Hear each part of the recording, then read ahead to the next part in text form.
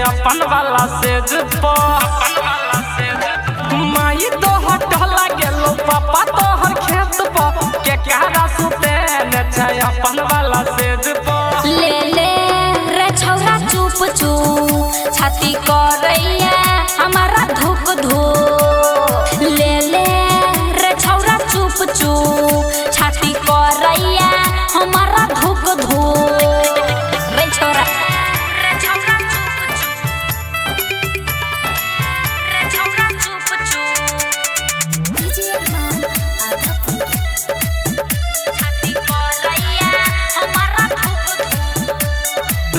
हम तोरा देखलियो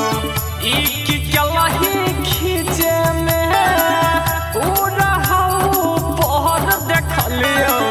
तू रही गे नीचे में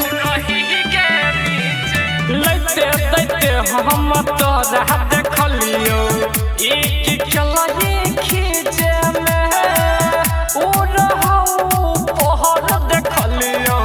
तू रही गे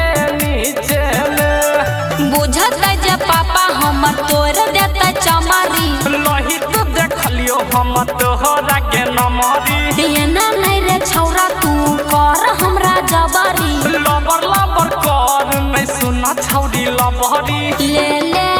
रे छौरा चुप चुप छाती करैया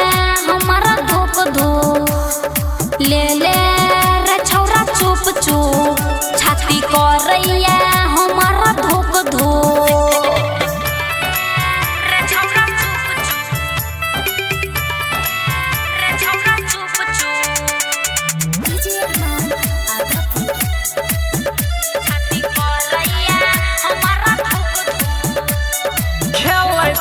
धकेलै तो रही किया गेला हमें छौरिया धारा गेलो प्यार के झमेला में खेलै तो रही धकेलै तो रही किया गेला हमें छौरिया धारा गेलो प्यार के झमेला में